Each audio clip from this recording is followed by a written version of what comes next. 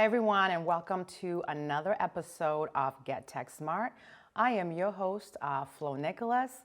And you know what? We're just going to get right into it. The show has been going on. We're in season 2, and we're talking everything tech, educating the community about all the great things that are going on in tech right now, and especially right here in New Hampshire.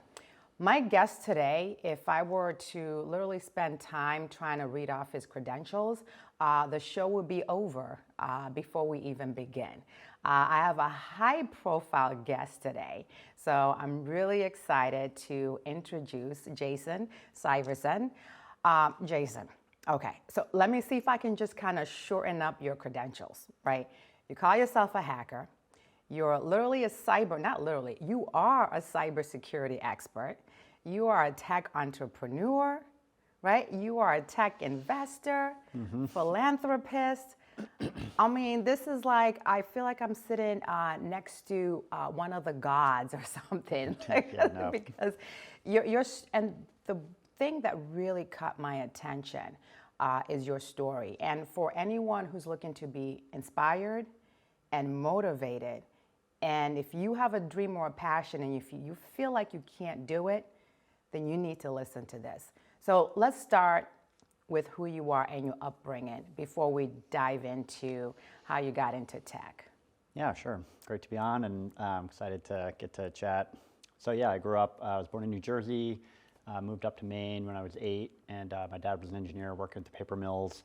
When they all started shutting down, we went from, lower middle class, living in rural Maine to, losing our house to the bank and renting. We're actually homeless for a summer, living in someone's pop-up camper, so got to experience welfare and food stamps and all that kind of stuff. I remember one year, the Kiwanis Club brought us used Tonka trucks in a Ziploc bag that they dropped off at our house. I remember seeing that I think that's a sign we're poor. If they think those used toy trucks are exciting to me and my teenage brother, we're probably on that list. When my wife and I got married, she actually yelled at me one time. She's like, "Why do your socks have holes in them?" I'm like, "Because I wear them." Right. And she's like, "But they have multiple holes." I'm like, "Yeah, they're tube socks. I just rotate them, and that's what you do." And Right. she kind of softened. She's like, "Honey, you're not poor anymore. We'll buy you new socks." And that was just a weird concept to me that you would throw things out so quickly.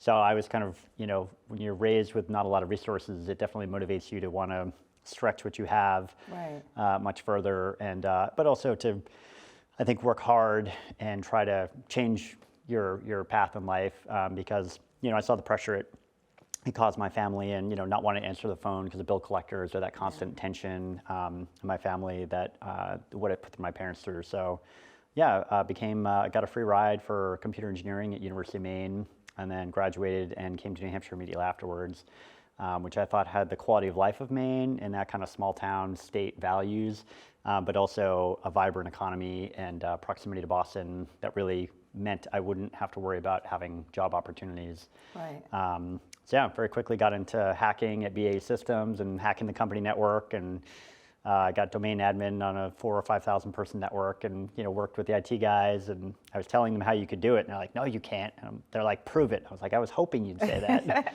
So I got them to give me that in writing, and then showed them how I could do it, and they, implemented a bunch of changes and things like that, and I'm like, "Hey, you're good at this hacking thing." So I didn't really want to work in the IT side of the house, though. I really loved research and technology, so ended up standing up a cyber warfare group inside the company. With another guy. We kind of built that up to 10, 20 people. Wow. And then went to DARPA, ran a portfolio of about $100 million in research programs for them, and then started my own company, Siege Technologies, right in Manchester. And we did about $1 million in revenue in 2010 and kind of grew from there. And sold the company. We spun some tech out to a venture-backed firm in Boston, 2014, that did really well, and then so we were looking to bring more products to the market. Ended up selling in 2016 to a technology company from Virginia that had a private equity backer and did really well, and that's when we set up a foundation. And I retired at the beginning of 2019. And then took over 10X Venture Partners, which is an angel group here in New Hampshire, doing technology company investments, and also we started a small venture fund, and I've been doing most of that work and then some charity work full time. So let's break it down a little bit because you gave us a lot. Yeah, a lot of You've pieces been there. such a busy person. So first of all, just to clarify, he's a hacker, which technically when we use the clean term is ethical hacker, right? Right. So he's not intentionally trying to hack and get information for profit or anything like that. So that's one thing. But you really got involved in cybersecurity, which right now is, I feel like we're at war. I feel like there's a cyber war going on. Do you miss that aspect, or do you have, I do, any yeah, regrets? I definitely. No, I'm still involved in that community. But yeah, it was, it was a lot of fun. I got into that in '99, I guess. Or 2000, I went to my first hacking conference and really opened my eyes to that world, that there was a community of people like me that were interested in security, and hacking at its core is really about learning and exploring and problem solving and kind of creative thinking. I mean, the term comes from people that, use chewing gum and duct tape to just kind of hack something together to get something working, right? It evolved from that mentality of solving problems and just hacking your way into a solution into, breaking systems and things like that, which again could be done for defensive purposes or, national security purposes or for criminal purposes. But that's true of many things. So I did it early, and I was like, even if this is not a booming area, I just think it's fun and interesting, and I can program toaster ovens for a living, or if I can hack things for a living and do research there, that'd be a lot more fun. But I also thought I was shocked that the community was not more aware of the issues, and I was like, I think this is going to be a growth industry. I mean, the internet was taking off in the early 2000s. You saw the dot-com bubble, and people recognized, hey, the internet's kind of a big deal. And I was thinking, I think security is going to be a big deal as everything is getting more and more connected, and I think as that happens, we're going to see security become more and more part of the discussion. And so I was very fortunate that turned out to be accurate, and got to watch that growth happen, which really helped me have a lot of opportunity career-wise. Yeah, no, I mean, I think you bring up so many great points, because that's what's going on right now, right? I think the pandemic has really accelerated how we use technology. Everybody's talking about data, everybody's talking about storage on the cloud, on-premise, off-premise. There's so much tech going on. But at the same time, it's creating a gold mine for cyber criminals. And, right now, it's like the cybersecurity software industry is in high demand. And you're starting to see solutions now that are also incorporating artificial intelligence. So do you think that is something that you could potentially want to recreate again? Yeah, I mean, I've done some work investing. So at this point, I've done probably 30 investments in tech companies, and 4 or 5 of those are probably in security companies.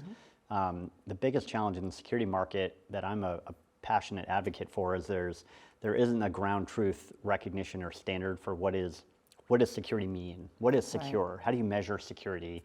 Like if I gave the public access network $50,000 to be more cyber secure, what do they do with that money? And how do they know how much more secure are they today than they were the day before? There isn't a recognition on how we do that. There's some concepts of best practices, there's some box checking standards you can follow, but there isn't kind of a technical understanding of like speed. If you have a race car, say, well, this car goes 180 miles an hour. If I do these upgrades, it goes 200 miles an hour. You understand what that means. But in security, there isn't a level of like, oh, we're an 8.1 and now we're a 9.4.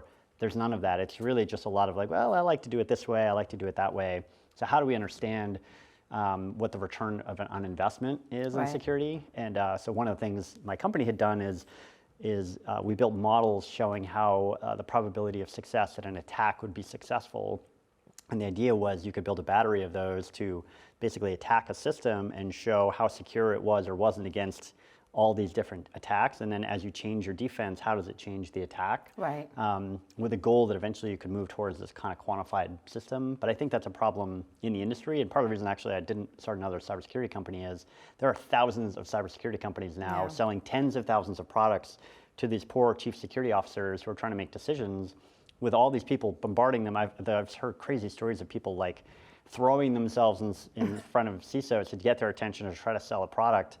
And they're all saying, we can solve all your problems, we do everything, and they don't. And these guys are or women are trying to make decisions about, well, where do they invest their dollars to get the best return? And because there isn't third-party standardization model, it's really hard to make those decisions. So it's a lot of like who spends the most money, who's the loudest, who's the most famous, who can hog the attention, and it's less about the technology and what they're actually doing. Yeah. So until we solve that problem, I think it's going to be kind of a mess, and we're going to see a lot of problems in the security field because people don't understand, should they run an antivirus product, or why, or which one, and how do they make those decisions? There's just not a lot of data. Right, and companies, just the way they're set up, are completely different, right? Yeah, yeah. So what might work for Google Right. is not going to work for Microsoft. So That's it right. definitely Yeah, and then complicates. there's like, they're super complicated internal structures, a lot of incentives, so a lot of it's just about, like I said, who gets the loudest noise and Right. attention. So that to me was not exciting. I'm not a marketing and sales guy. I really Yeah. want to build innovative technology and be in an environment where we can solve a problem and help people and help them quickly rather than, plus the other thing with security on the defensive side is to get people to buy. A lot of times they're selling fear and scaredness. Oh, the bad guys are going to get you. Don't you want to buy this product? And I just don't like that model. You know, Yeah. it is important for people to be helped, but you don't want to like cheer when something bad happens so you can sell more product. That's just not a fun business to be in, right? You want to be in something where you're adding value and helping them more clearly rather than just preventing the loss of value, which is unfortunately what a lot of times you have to do in the defensive world. Yeah, it's a strategic process. It's a strategic purpose. It's not just a, go to Walmart and, oh, this is $19.99. Exactly. This is going to work great. Right. But no, I mean, this is great. But so you've kind of transitioned now in terms of, what you're working on. So you're still on a cybersecurity board. Yep. So you still give your feedback and you're up to date with what's going on in the industry. So yeah, I don't think cybersecurity issues are going away anytime soon. And I think it's going to come down to how companies can solve the issues. Is it more cybersecurity analysts they need to hire, Right. and the difficulties in choosing the correct security measures to take to implement in organizations. But now we're going to kind of transition into something you're working on that's slightly different from cybersecurity. You've managed to take artificial intelligence and sports analytics and created a new company. So let's talk a little bit more about that. Yeah, so it started about a year and a half ago. I've been playing basketball for about 30 years, and I have 6 kids. All of them play, and I've coached for probably about 15 years. And so just kind of understood that world as a private hobby and something to be active. And one day, I was at a game, and a buddy was talking about how amazing I had 50 points and all these assists and everything else, and we're all like, I don't know if that's true. But of course, we don't have stats. We don't know what he actually did. Right. And of course, that night I go home, my kids are always like, how'd you do, Dad? How'd you play? I'm like, I think I did well. I don't remember. Yeah. How many points did I have? How many shots did I have? I can't remember. I have a bad memory. And that same day, I saw an ad on Instagram for a product called Pivo, and it's a Bluetooth actuator that would rotate a camera. So if someone's doing selfie videos and dancing or riding a horse, it will follow them. I was like using AI to track them in the frame. And of course, I also bought a Tesla. So I'm thinking about like self-driving cars, this AI tracking system, the need for stats in basketball. I'm like, how hard would it be to get a bunch of PhD, hardcore R&D people like I used to deal with when I was at DARPA or at BAE, put a team together and actually build a product that takes like what Pivo is doing, but extend that and don't just track one person, but track 10 people and the ball and the hoop and actually identify stats and do that all in software. So the first thing I did was call some PhDs, say, hey, is this possible? Describe Right. the problem. And every single one was like, yeah, it's possible. It's hard. You probably need, the numbers I got were anywhere from 2 to 5 or 3 to 4 for about a year to get a prototype out the door. Like, okay, I can make that happen. And then I called some customers. I said, hey, look, if I could build this, would you pay for it? And both of them offered to pay 50 to 100% more than I was going to charge. Oh, wow. So I was like, oh, so they're offering more money than I was offering to charge. That's a good sign that there's some pent-up demand, and there's a ton of enthusiasm. And it was tens of thousands of dollars a year in annual revenue from each one that I called. So I was like, all right, pulled out Excel, do the math. It was a big enough market. I think it's close to a $1.5 billion market for just basketball, Right. for stats and automatic video highlights and analytics, as well as like storing all that in the cloud, building stuff you can put on social media for people that are having fun or people who want to get recruited. So I took $500,000 out of my retirement account and put it in the company, and we've raised some money from local investors as well as a venture firm out of Boston. And we've got 21 people now kind of building this product and launching it this month. Okay, yeah. So let's go into detail about, first of all, the name of the company, Yep. the name of the app, I should say, because it's an app that you actually have to download. Yeah, there's on a the couple phone. apps. So the company's SportsVisio, and then we have the SV Record or SV Hoops are the two apps we have. So the Record is the app you just download on your phone. You can record the game. It streams it to the cloud. And then the SV Hoops app shows you all the stats and highlights and everything from the game. And what are some of the stats? So I'm a parent, I'm going to a basketball game, recording my son and his friends. Once I upload it into the cloud, what happens and what stats can I see? Yeah, so it'll get processed there, and then it'll show up on your phone, and you'll see points, attempts, shooting percentage, free throw accuracy, three-pointers, rebounds, assists, turnovers, offensive and defensive rebounds, and then we're also working on steals, which should be out soon. The only thing it doesn't do that you'd see in a typical box score are minutes played per player, blocks, and fouls are the only things we don't really do. And we'll be working on those over this end of the year, beginning of next year. So yeah, that's kind of, and then you'll get those, and then we're also going to add things like analytics, like shot charts, where you can see like where on the court shots were taken that were misses or makes, and you can kind of do X's and O's or red and blue circles or whatever, right. And things like that. Heat maps for the team, for the individual, and we'll also have video clips for all those plays, so you can see them, which again allows the ability to build highlight videos very easily, because we'll have all those collated by game and by individual stats, which will be pretty neat. Yeah, no, I mean, that's really fascinating, because I think a lot of people are probably like, what just happened? What do you mean? Like sports analytics and artificial intelligence, like how is that even working? Right. But AI is, I feel like it's everywhere these days. And just the reason why a lot of companies are leveraging AI, because you can actually be able to sort through loads amount of data really quickly versus someone who's actually sitting there watching the person play and then trying to get the pen and write everything down. And people do that now, and they pay like $25 a game to people to do just like total points and total rebounds. They don't do misses, they don't do assists, they don't do video. Huddle is a company that a lot of high schools will use, and they mail the video to people overseas in India or whatever who watch the game, fat-fingered into an app and send it back. It takes about a day to turn that around. So we can do that for like half the price or less, a third the price, and then hopefully we'll do it in real time. Right now we're a little slower than real time, but we're working on speeding it up, and it should be real time soon. So yeah, we're excited. I think when you can do things better, faster, cheaper than the way they do it today, that's kind of a no-brainer. And I think it's a good story about AI, because there's a lot of fear that AI is going to take away jobs.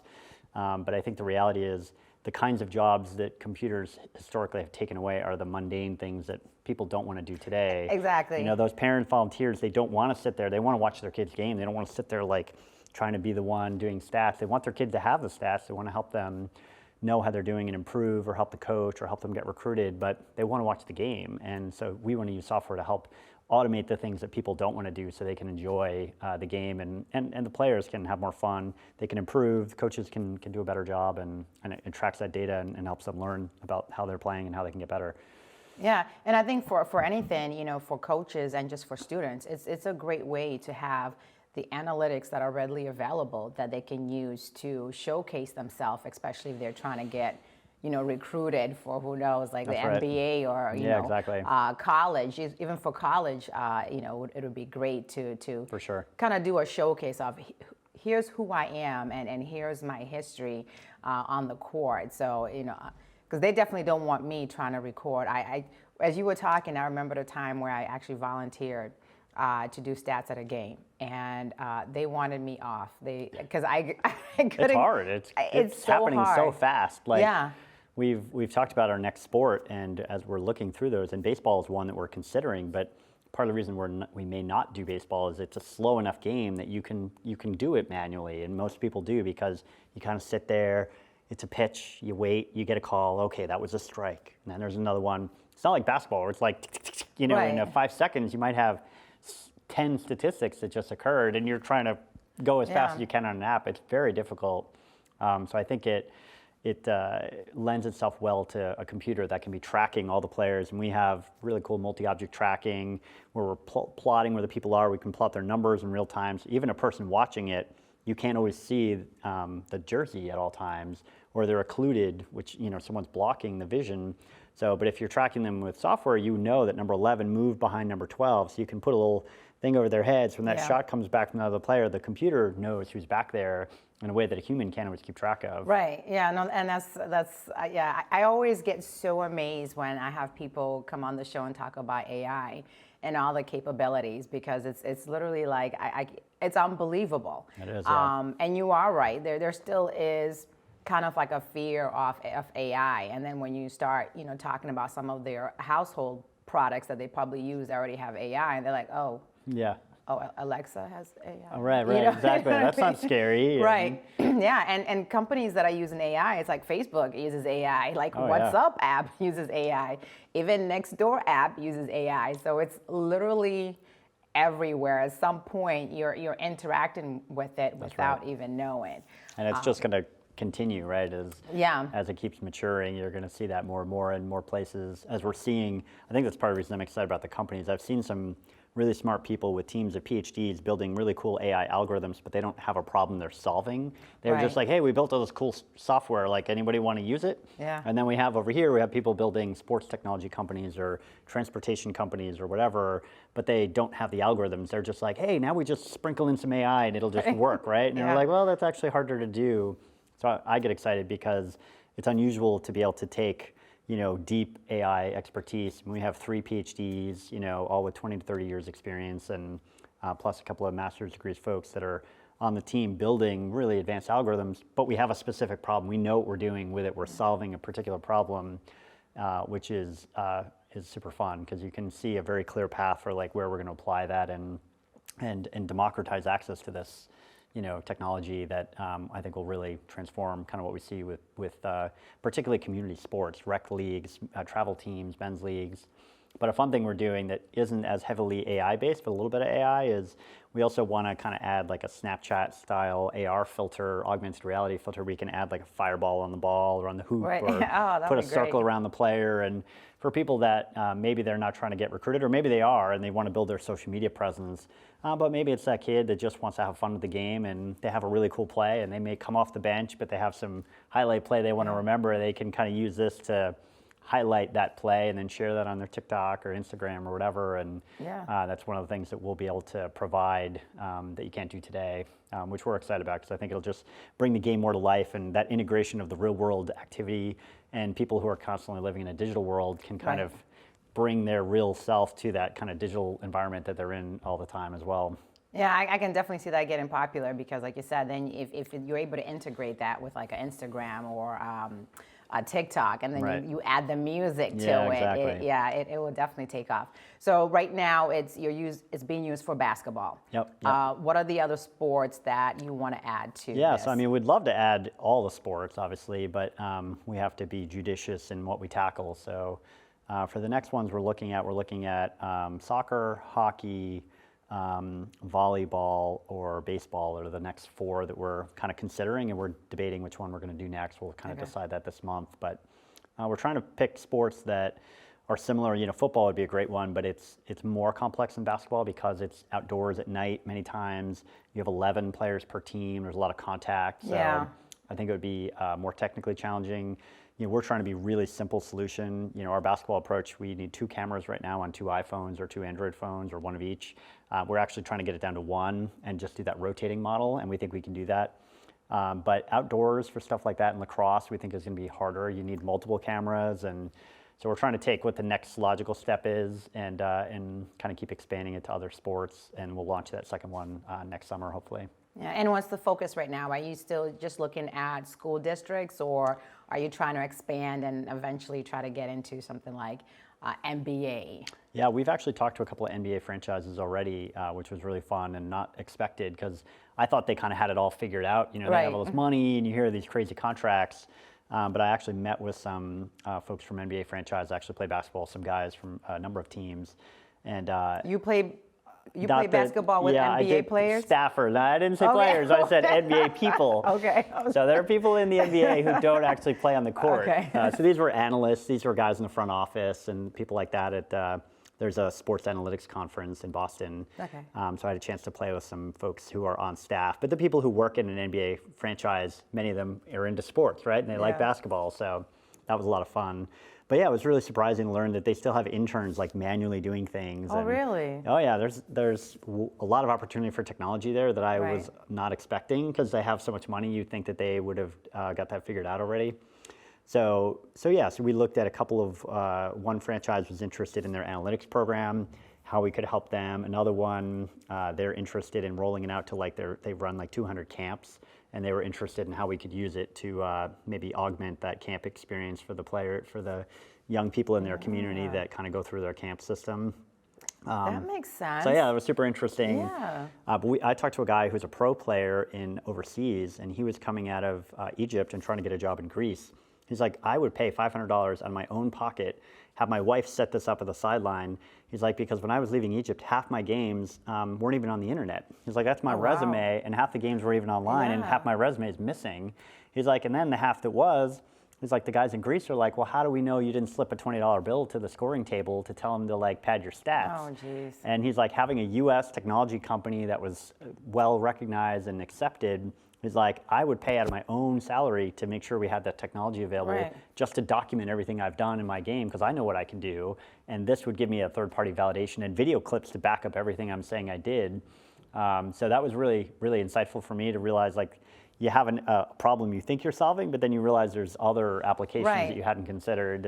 And that's technology, right? It is, that's what ends up happening. And as you're talking, I'm thinking, wow, this could be like NBA resume portfolio. Because with NBA, you see players that are getting traded all the time or always scouting for teams. Imagine like having this portfolio, this resume on a golden plate, and here you go. Like they don't have to go do their research and look up all your games. You're literally just going to give them, here's what I've done in the past 5-10 years. There you go. And you can sort by particular highlights or shooting percentage, and actually one of the things, even the NBA right now, if you go to a Celtics game down the road, you know, if you see a really cool play, Marcus Smart has some really cool assists.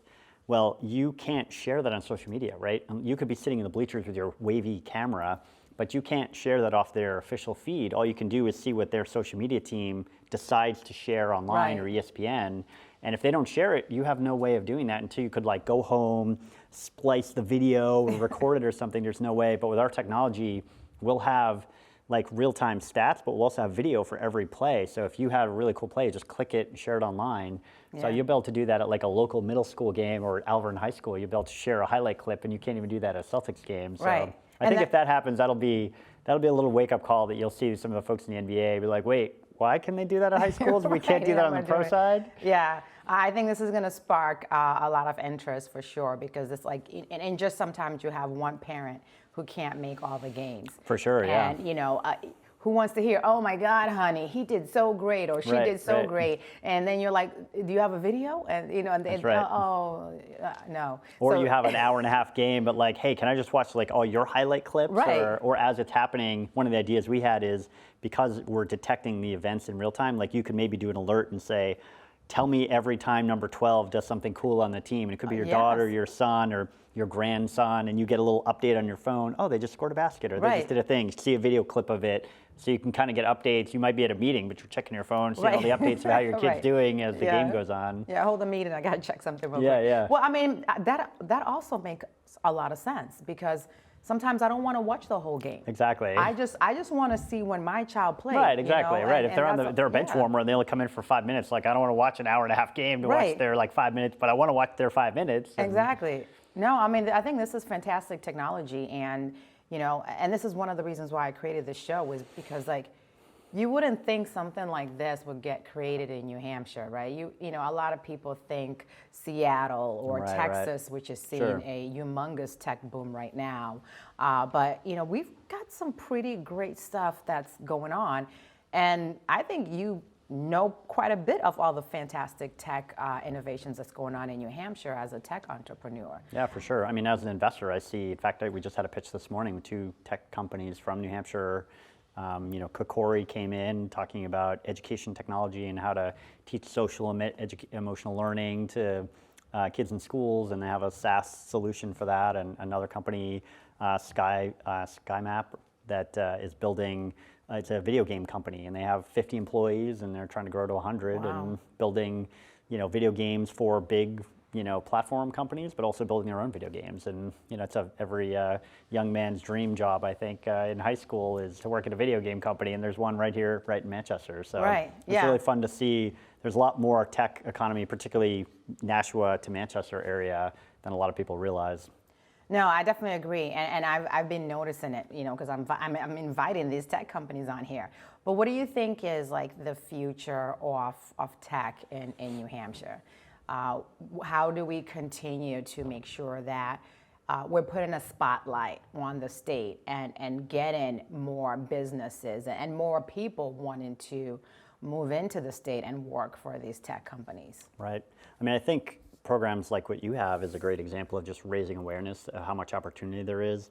I think particularly in a post-COVID world, people have realized I don't always have to live next to a major metropolitan area to have a great job, Yeah. particularly in tech, right? Tech companies tend to be pretty comfortable working online with remote collaboration tools and video conferencing. And people, personally, I think we're going to see an increase in property values in beautiful parts of the state that don't have great economic environments, like Berlin, New Hampshire, or Claremont, or places in the White Mountains where they're not close to any major tech centers and kind of hard to get to, but they're beautiful and rural, and property is cheap, and you can take the benefits of no income tax and no sales tax and being in New Right. Hampshire. But you don't have to worry about commuting to Boston, which Exactly. is like a lot of people in Nashua and Hudson are thinking about that drive. But if you don't have that drive, is this where you'd want to live? Or maybe you want to live further into the state where you can be closer to the ocean or closer to the mountains. So I think we'll see a migration as people, and we're seeing it right now actually, a lot of housing. I think it's why New Hampshire in general, during COVID, we saw a big boom. A lot of people were moving like, hey, if I don't have to go to New York City, there's other places, where would I want to live? And New Hampshire has a lot of the things that attract high quality of life, great education, low crime, low cost of living outside of housing in southern New Hampshire. But as soon as you move out, it's not so expensive. Right. And I think as people realize you can work remotely and there's a great supportive environment for that, I think that'll continue. And I think the government can hopefully help making sure we have access to broadband in these places, because that's the big, or with Yeah. Starlink too, Elon Musk's satellite Yeah. internet service. That's a great, I know some people who live in rural environments that if you can get satellite high-speed internet, then it really doesn't matter. You don't even have to have local high-speed internet. You can just pick a cabin in the woods and make it work. Exactly. Well, and I think that's why they also teamed up with T-Mobile. And now for areas where you have exactly. Limited when you coverage. when you have limited coverage, now you have the satellite that's going to help. So That's right. But it's been really fantastic having you here. Everything that you're doing is just phenomenal, and your story is such an inspiration, and just a great show of what happens when you work hard. Anything seems to be possible, and you're right here showing us what happens with that. So thank you so much for coming here today. Thanks for having me. And any updates that you have on the app, you add additional features, please come back, or maybe, you create something else. Yeah. We want to know Good. about it. Happy to talk about the other stuff in the state too. There's a lot of great stuff on the charity side, as well as investing and kind of things that are going on in the community. So I think you've seen what the High Tech Council is doing, or now I guess the Tech Alliance. So there's a vibrant community that folks can get plugged into if they're interested, or investors. I'm always happy to help them get connected into how to raise money or how to be an investor and what that community looks like. Yeah, I would love to do a show about that. Just a show that's strictly about, I know a lot of people always have that idea. Right. And they don't know the process to take to make that idea into something tangible. And how do you get investors to want to invest in your idea? Right. So I think that would make for a great separate show where we kind of really take the time to walk through, like, how do you go from idea to $1 million company? That's right. And what happens in the middle to get from point A to point Z, I should say, because there's many steps that go into be a tech startup founder. So, but thank you so much again for coming today on Get Tech Smart. And for everyone else, thank you so much for watching today's episode. Stay tuned for more.